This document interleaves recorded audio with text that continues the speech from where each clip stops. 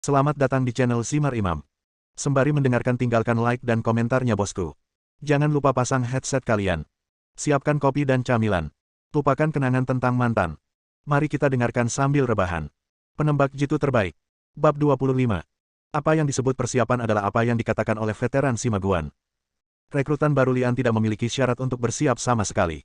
Berita bahwa Ang Li akan menantang penembak jitu veteran itu menyebar seperti flu ke seluruh batalion, dan kemudian ke markas resimen.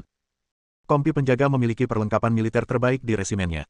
Feng Baochai diberi senapan sniper pada hari pertama dia bergabung dengan kompi penjaga dan menerima instruksi pribadi dari Chen Hao. Setelah makan malam, Feng Baochai menyeka senapan snipernya seperti yang diinstruksikan, dan pada saat yang sama menggunakan kesempatan ini untuk memahami struktur badan senjata. Pengawas Long, pengawas Chen. Melihat Long San dan Chen Hao berjalan ke dalam rumah berdampingan, Feng Baochai segera meletakkan peralatannya dan berdiri untuk memberi hormat. Long San adalah pemimpin regu, tetapi Chen Hao tidak memiliki posisi pemimpin regu. Menyebutnya sebagai pemimpin regu hanyalah gelar hormat yang diberikan oleh rekrutan kepada para veteran. Duduklah. Perintah Long San. Chen Hao memindahkan dua masa dan Long San untuk duduk di depan Feng Baochai. Mengambil dua bagian senapan dan melihatnya, Chen Hao mengangguk dan berkata, "Ya, sudah dibersihkan dengan baik dan sangat bersih." Setelah mengatakan itu, dia menatap Feng Baochai, dan kemudian berkata, "Ingat, senjata adalah nyawa dari seorang prajurit. Jagalah itu seolah-olah itu adalah nyawamu sendiri." "Ya," Feng Baochai menjawab dengan keras. Hanya dalam satu hari, dia belajar banyak dari Chen Hao, seperti menghormati senjata. "Pernahkah Anda mendengar tentang tantangan Ang Li kepada para veteran?" Chen Hao bertanya sambil meletakkan bagian-bagian di tangannya. Feng Baochai menjawab, "Saya mendengarnya. Veteran yang ingin ditantang Lian adalah seorang penembak jitu. Jika dia berhasil, dia akan menggantikannya dan menjadi penembak jitu perusahaan. Apakah menurutmu dia bisa berhasil?" Tanya Chen Hao. Feng Baochai berpikir sejenak dan berkata, "Ang Li berbakat. Dia adalah orang dengan potensi besar dan bisa menciptakan keajaiban. Jika dia tidak bisa menjadi penembak jitu, itu akan menyia-nyiakan kejeniusannya." Mengenai pernyataan ambigu ini, Chen Hao tidak marah. Sebaliknya, dia tersenyum dan berkata, "Jangan khawatir, Ang Li pasti akan menjadi penembak jitu. Saya hanya ingin memberitahu Anda satu hal di sini, yaitu Anda harus membayar lebih daripada orang biasa. Kamu harus bekerja keras, jika tidak kamu tidak akan pernah bisa mengejar anak itu." Ang Li. Feng Baochai menunjukkan semangat juang di matanya dan berteriak dengan keras, "Ya." Terus bersihkan senjatanya, perintah Long San, berdiri, dan Chen Hao pergi. Begitu dia keluar dari kamar, Chen Hao menghela nafas pelan dan berkata dengan kasihan, "Baochai memang memiliki bakat dan bekerja sangat keras, tapi selalu ada sedikit jarak antara dia dan anak itu. Jika anak itu gagal dan tidak bisa menjadi penembak jitu, maka saya akan melapor ke komandan kompi besok dan menepinya apapun cara yang digunakan. Sial, tidak membiarkan anak itu menjadi penembak jitu akan membuang-buang sumber daya." Petik 2.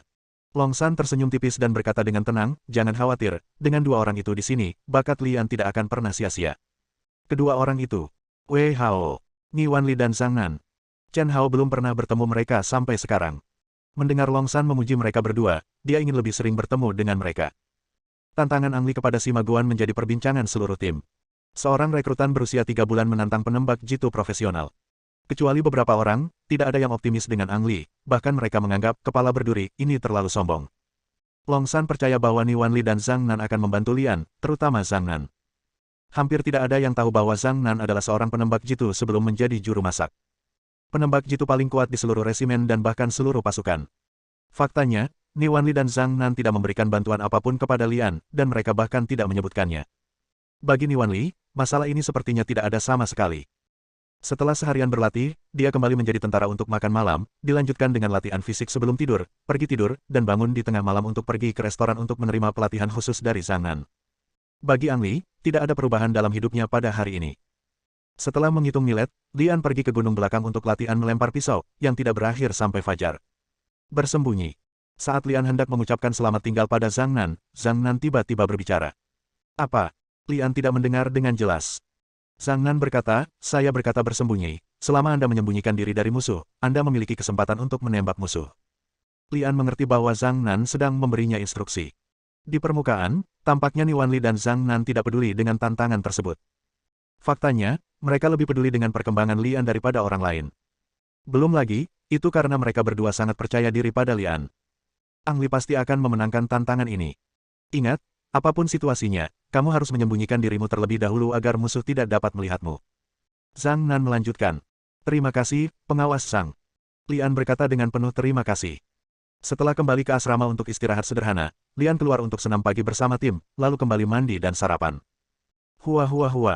Monster hijau masuk ke restoran setelah semua orang duduk, menarik perhatian semua orang. Sima Guan. Lian sedikit mengernyit. Perusahaan-perusahaan akar rumput kekurangan persediaan, dan banyak barang yang tidak ada sama sekali, seperti seragam kamuflase penembak jitu. Sima Guan telah bekerja keras dalam persiapannya tadi malam. Dia tidak tahu di mana dia menemukan setelan, jili, hijau untuk dikenakan, membuatnya tampak seperti monster hijau.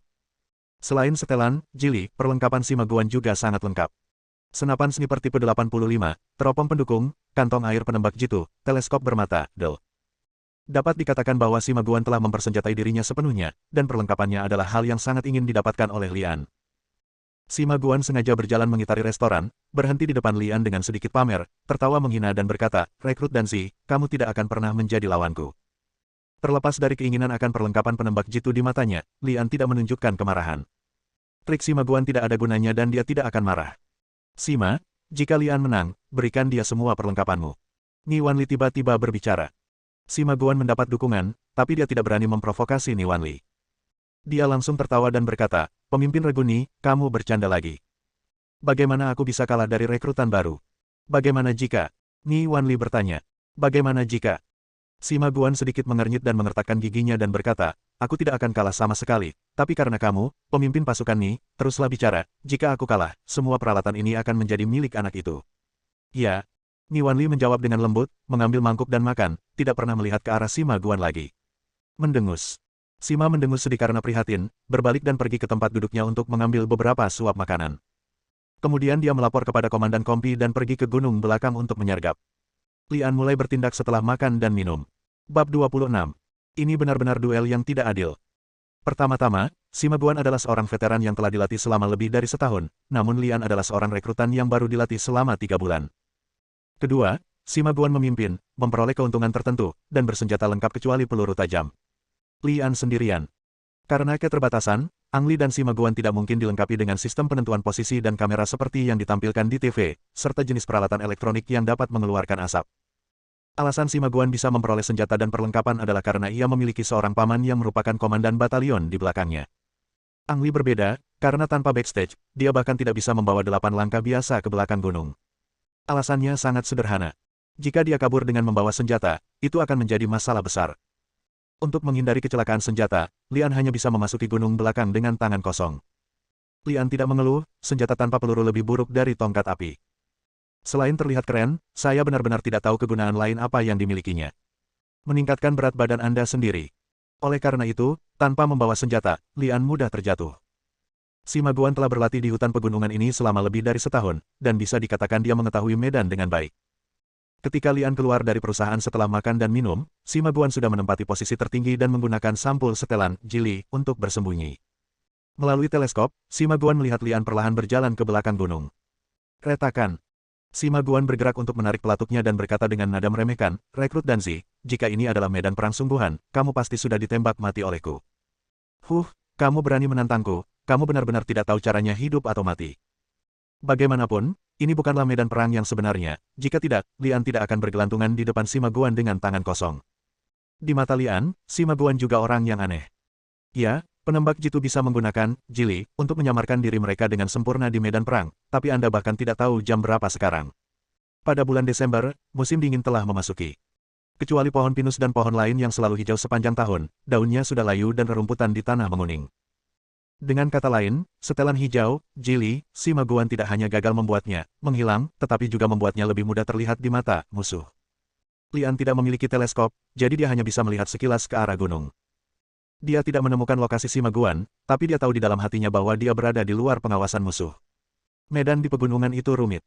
Untungnya, selama periode ini, Lian sering keluar masuk pegunungan belakang untuk berlatih, dan dia akrab dengan daerah ini. Seperti yang dikatakan Zhang Nan, Lian harus membuat dirinya menghilang terlebih dahulu agar dia memiliki kesempatan untuk mengalahkan Sima Guan.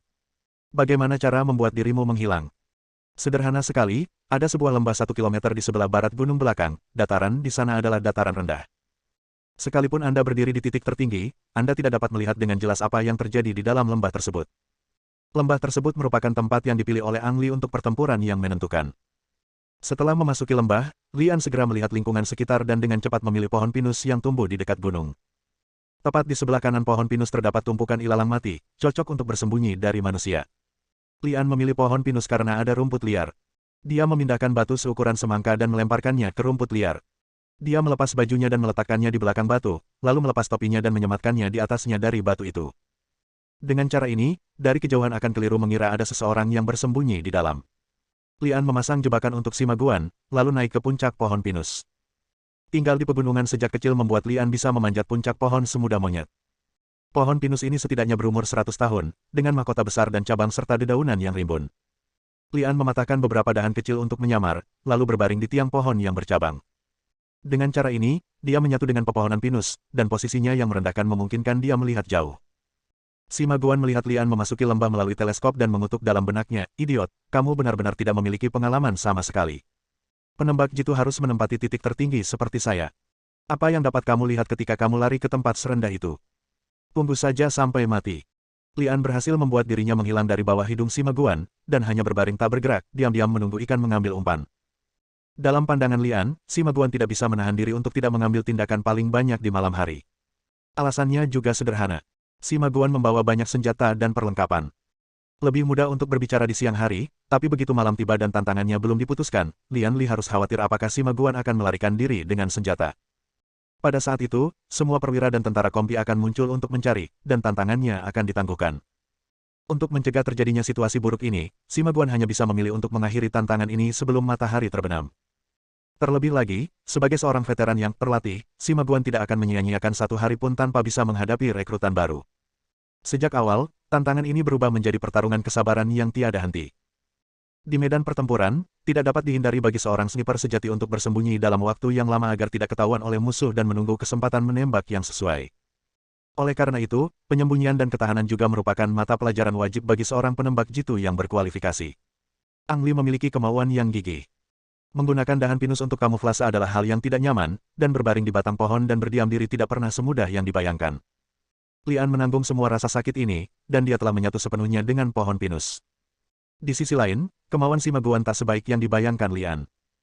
Si Maguan telah lama mengabaikan pelatihan, yang menyebabkan dia merasa tidak nyaman setelah berbaring di sana kurang dari 1 jam. Dalam waktu setengah jam, si Maguan telah mengubah 3 postur. Jika ini terjadi di medan perang, dia akan ditemukan oleh pengamat berpengalaman. Menjelang siang, si Maguan sudah kehilangan kesabarannya, terutama karena setelan, jili, yang tebal membuatnya mudah panas di bawah sinar matahari. Akhirnya pada pukul 1, si Maguan tidak bisa lagi menahan nafas. Mengapa rekrutan baru itu menghilang? Sialan, jangan berpikir aku tidak bisa melakukan apapun padamu jika kamu tidak bisa bersembunyi. Tunggu dan lihat saja, aku akan menemukanmu dan membunuhmu. Mengutuk dalam hatinya, si Maguan turun dari titik tertinggi dan berjalan menuju lembah. Si Maguan ditemukan oleh Lian sebelum dia benar-benar memasuki lembah. Karena warna hijau pria ini begitu mencolok, mustahil untuk tidak melihatnya. Si Maguan mengira dia pintar dan bersembunyi di balik batu di pintu masuk lembah, lalu mengamati dengan bantuan teropong penembak jitu. Segera dia menemukan sasarannya, Liang, yang bersembunyi di rerumputan. "Lian, aku melihatmu, keluarlah," teriak si Maguan sambil memegang pistol. Bersambung.